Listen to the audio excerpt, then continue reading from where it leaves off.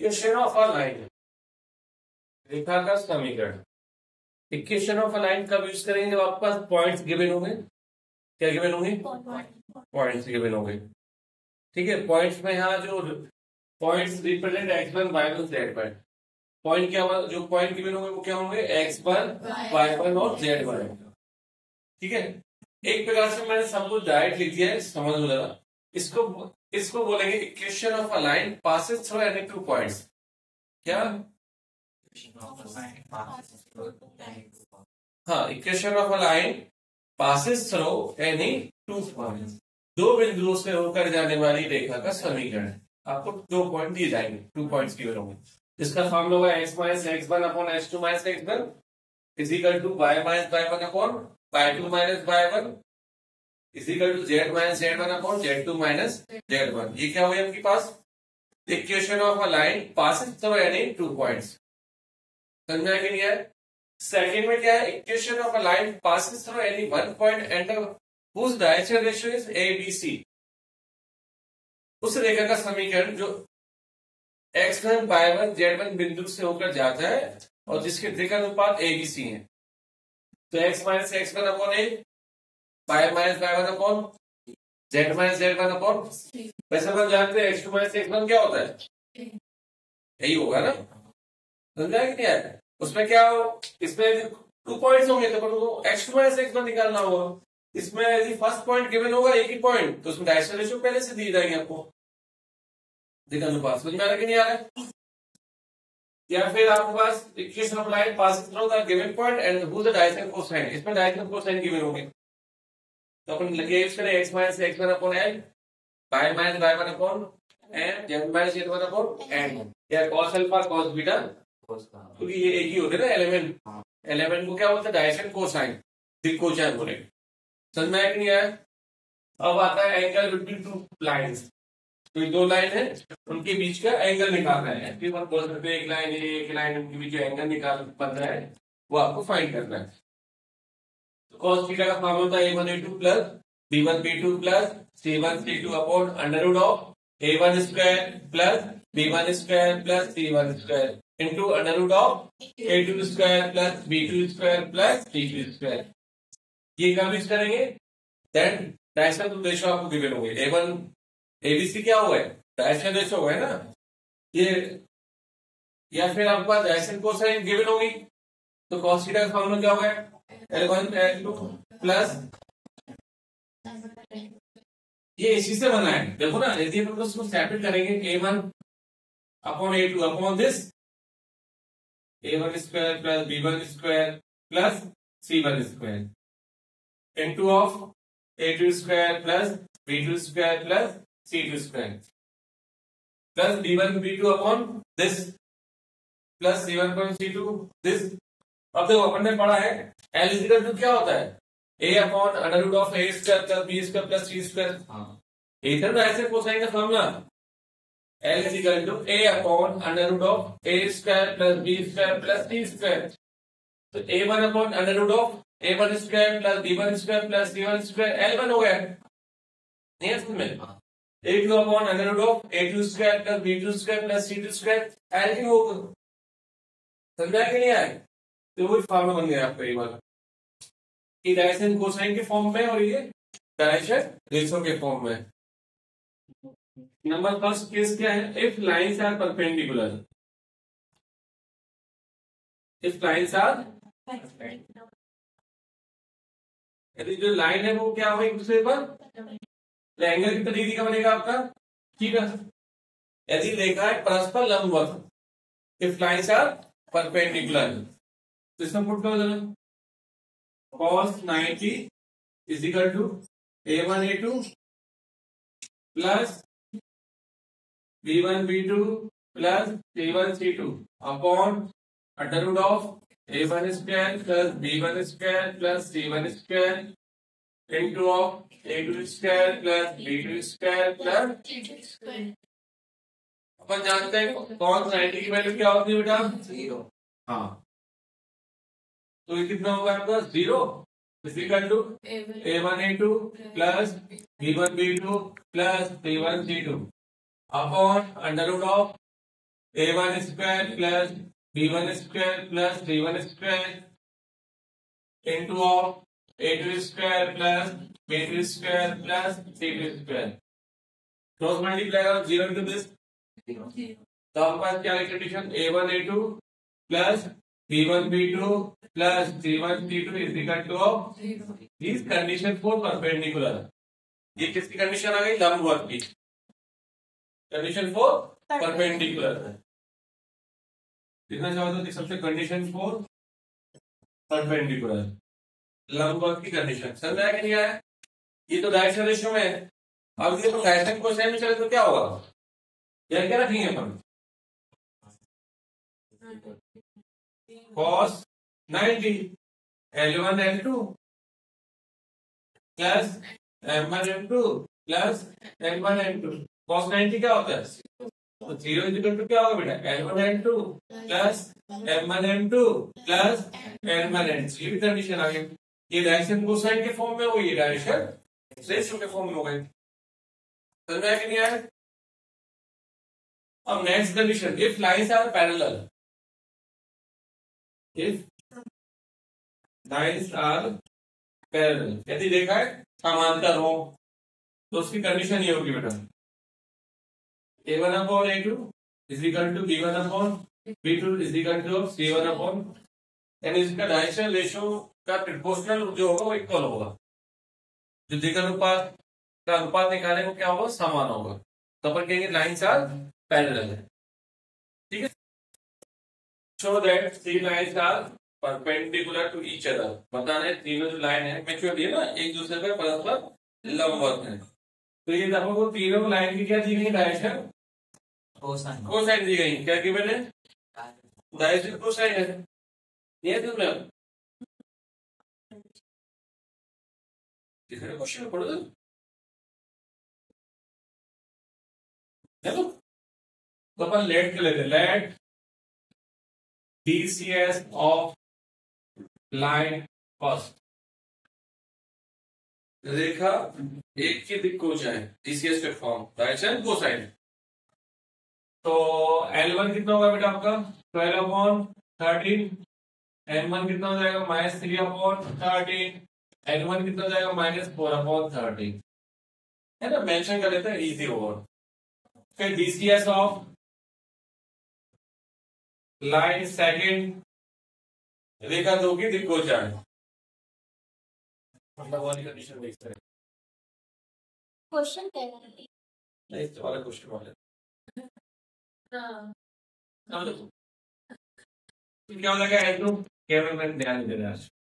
4 upon 13 12 upon M2 12 upon 13 N2 कितना होगा बेटा? 3/30। फिर DCS ऑफ लाइन थर्ड, तो क्या होगा बेटा इसका? L3 is equal to 3 and M3 -4/13 N3 12 upon 13। अपन ने मेंशन कर दिया भाई जो लाइन फर्स्ट है उसके डायरेक्शन कोसाइन ये है, लाइन सेकंड के ये है और लाइन थर्ड के ये है। तीनों की दिक् को जाए बस मेंशन कर दिया L1 समझ रखे। क्लियर समझ आया कि नहीं यार? कोई प्रॉब्लम तो नहीं है? अब हम प्रूव करना है भाई ये परपेंडिकुलर है या नहीं। तो अपन जानते हैं परपेंडिकुलर कंडीशन क्या होती है? L1 L2 plus M1 M2 plus N1 N2 is equal to क्या आता है? 0।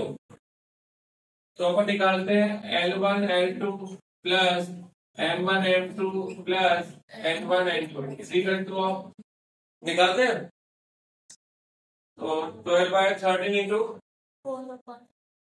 हाँ 12/13 into 4 upon 13 plus -3 upon 13 into 12 upon 13 plus -4 upon 13 into 3 upon 13। दिया तो मैं आपको अपने L1 L2 निकाला ना, L1 L2 into plus M1 M2 plus L1। Clear था? तो कितना हो गया बेटा अपना? 48 अपॉन 169 -36 अपॉन 169 माइनस 12/169। तो 48/169 माइनस 48/169। ये क्या होगा आपका? तो आपका L1 L2 plus M1 M2 plus N1 N2 is equal to क्या आ गया आपका? 0। लास्ट में hence line first is perpendicular to line second. रेखा जो एक है रेखा दो पर लंबवत है में। ऐसे आप सिमिलरली होमवर्क में कर लेना। सेकेंड का ना सेकेंड फैक्टर परपेंडिकुलर था तो L1 L2 sorry L2 L3 plus M2 M3 plus N2 equal to निकाल लेना 0 हो जाएगा। वो भी 0 आएगा तो लिखेंगे line second is perpendicular to line third. रेखा 2 है रेखा 3 पर लंबवत होगी। फिर फर्स्ट का थर्ड से निकालना पड़ेगा क्योंकि तीनों का निकालना ना एक दूसरे का। तो L1 L2 sorry L3 plus M1 M3 plus into करके कोई 0 हो जाएगा। समझ में आया नहीं आया? क्वेश्चन नंबर सेकंड देखते हैं। Show that the line joining the point 1 -1 2 and 3 4 -2 is perpendicular to the line through the point 0 3 2 and 3 5 6।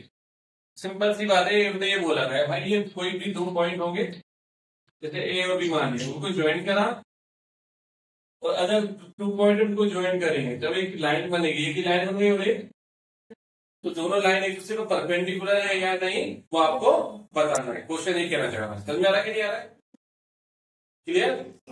Question ये कहना चाह रहा है। तो अपन ने मान लिया कि भाई point of A first line की क्या हुआ है A B and second line की पॉइंट क्या हुआ है अपन को पता है परपेंडिकुलर के लिए क्या करना होता है कि भाई इनका जो डायरेक्शन रेशियो का मल्टीपल है वो कितना होना चाहिए A1 A2 plus B1 B2 plus C1 C2 is equal to क्या आना चाहिए। तो अपन कह सकते हैं लाइन का परपेंडिकुलर। तो अपन दिक्कत अनुपात निकालते हैं है ना। तो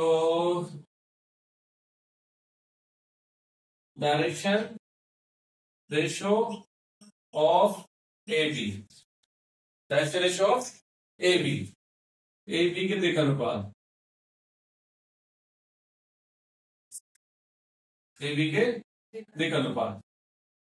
तो फॉर्मूला क्या होता है A is equal to x2 minus x1 B is equal to y2 minus y1 C2 is equal sorry D is equal to but यहाँ 2 लाइन है तो अपन ने तो A1 B1 and then C1 मान लिया। तो A1 कितना हो जाएगा बेटा अपना 2 3 माइनस 1 B1 कितना होगा बेटा 4 माइनस 1 C1 कितना होगा -2 -2 A1 कितना होगा बेटा 2 B1 5 माइनस क्या हो जाएगा C1 कितना होगा आपका -4। क्लियर? अब शॉर्ट फॉर्म में लिखूंगा मैं ध्यान रखना DRS लिखूं डायरेक्ट। हाँ सर तो लिख दो डायरेक्शन रेशियो ऑफ CD ये भी क्यों गया CD के दिक्कत अनुपात तो अपन निकाल से ना। तो A2 क्या हो जाएगा बेटा 3 माइनस 0 B2 क्या होगा आपके पास 5 माइनस 3 6 माइनस C2 कितना होगा आपके पास 6 माइनस 2। तो फाइनली A2 3 B2 5 सॉरी 2 4। अब वो A1 A2 निकालते हैं A1 A2 plus B1 B2 plus B1 C2 equal to ला रहा है मतलब 0 आपने लिख दिया तो पहले बता दिए भाई क्या है परपेंडिकुलर। हाँ ऐसा भी लिख सकते हैं बराबर 0 शो कर सकते हैं तो यहाँ सॉल्व करना पड़ेगा। तो 0 बराबर क्या जाएगा तब लिखेंगे ऊपर दोनों केस कर सकते हैं। समझा कि नहीं आया? तो 2 into 3 6 ऐड कर दो 2 into 3 5 into 2 plus -4 into 4 6 plus 10 minus 16. 16 minus 16 is, तो क्या है आपका A1 A2 plus B1 B2 plus C1 C2 is equal to, guess that given lines are perpendicular to each other. दी गई रेखा परस्पर लंबवत है. नंबर 9 का फर्स्ट पार्ट है ना, 9 का फर्स्ट पार्ट है, इसका फाइंड करना. फाइंड द एंगल है ना, find the angle between pair of line है ना, या find the angle between two line, दो रेखाओं के बीच का कोण ज्ञात करिए. इक्वेशन फर्स्ट आपको गिवन है x minus 2/2 is equal to y minus 1/5 is equal to z plus 3/-3. और सेकंड इक्वेशन है x plus 2/-1 y minus 4/8 is equal to z minus 5/4. अपन ने लेट कर लिया भाई, ये फर्स्ट इक्वेशन और ये सेकंड. ऑन कंपेयरिंग विच, ये होता है ना पर स्टैंडर्ड फॉर्म, एक general formula, x minus x1/a1 y minus y1/b1 z minus z1/c1. Second equation is x minus x2/c. Second equation is x minus x2/a2 is equal to y minus y2/b2 z minus z2/c. हाँ, तो अपने पास ABC क्या होगा बेटा, A1 कितना होगा अपने पास comparing करने पर 2, B1 कितना होगा बेटा 5, C1 कितना होगा -3, A2 कितना होगा आपका -5, B2 कितना होगा आपका 8, C2 कितना होगा आपका 4. ये अपने पास A1 B1 C1 then A2 B2 C2 की वैल्यू आ गई. तो cos थीटा का फॉर्मूला क्या होता है अपना, A1 A2 प्लस, हाँ, A1 A2 plus B1 B2 plus C1 C2 upon under root of A1 square plus B1 square plus C1 square into of A2 square plus B2 square plus C2 square. Direct करते चलेगा. देखो 2 1 जा 2 plus minus 5 into 40 minus 12 कोई problem, right करते चलेगा ना. हाँ, square A1 square A2 square 4 5 square 9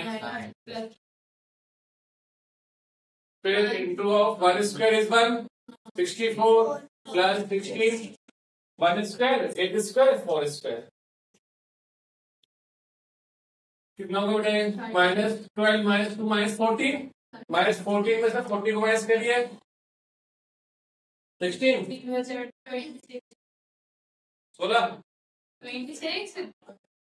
26 चलो 26.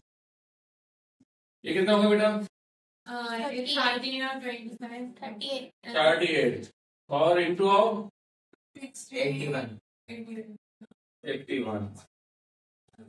तो 26 अपॉन अंडर रूट ऑफ 81 का स्क्वायर रूट होता है कितना 9. तो अपने पास cos थीटा इक्वल टू कितना होगा बेटा 36 upon 26 upon 9 under root of 38. ये आपका show that lines these are perpendicular to each other. बता रहा है कि भाई ये जो लाइन है और एक जो लाइन है आपस में क्या है परपेंडिकुलर है ना, परपेंडिकुलर टू ईच अदर. कोई कंपेयर करा अपन ने x minus x1 upon a1 है ना, y minus y1 upon b1 z minus z1 upon c1 x minus x2 upon ये कंपेयरिंग करा अपन है ना. तो a1 b1 c1 a2 b2 c2 क्या प्रूव करना है परपेंडिकुलर. तो अपन a1 a2 plus b1 b2 plus c1 c2 equal to क्या आना चाहिए 0. परपेंडिकुलर मतलब 0, राइट एंगल भी मतलब 90 डिग्री. यदि इसमें राइट एंगल भी पूछता तो क्या लाते अपन 90 डिग्री. ठीक है ना. तो ये कितना है 2 1 2 5 2 क्वेश्चन नंबर इस पर दिया होगा 1 2 3 7 2 5 1 मिक्स कर दिया मेरे को ने और माइनस भी है.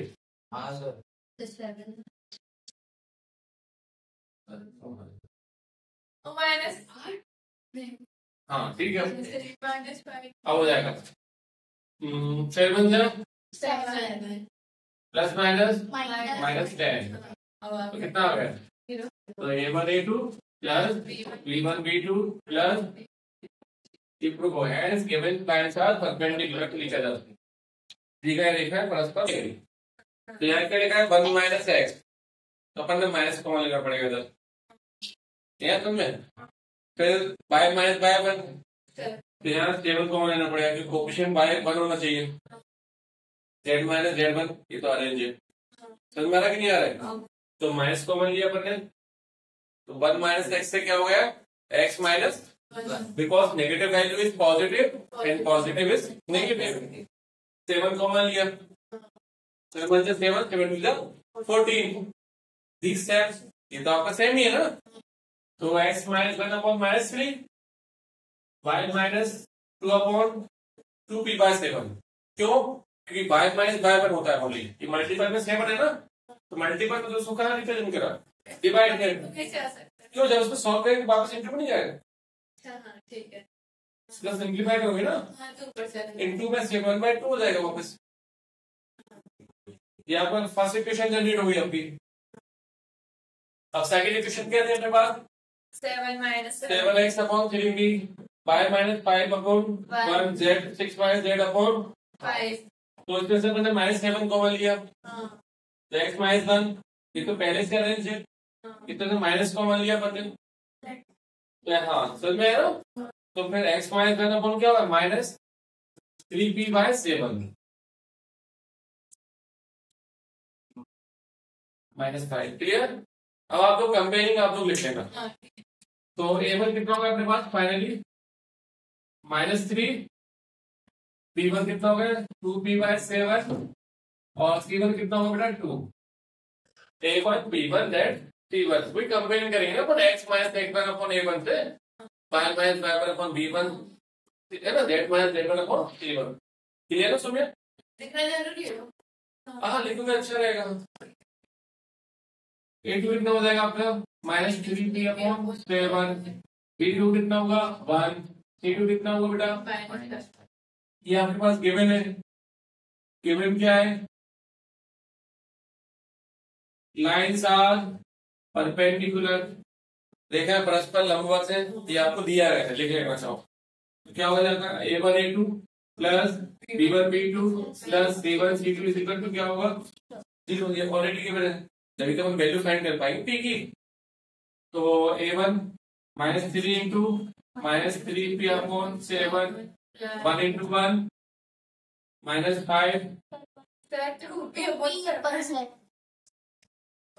ऐसे मैंने देख लिया। B1 कितना है 2p अपॉन 7 इंटू 1 तो 2 इंटू -5, ठीक है, तो है 9p अपॉन 7 2p अपॉन 7 -10। हाँ 9 plus 2 11p upon is equal to 10। कितना हो जाएगा 11p is equal to 70, p is equal to 70 upon 7।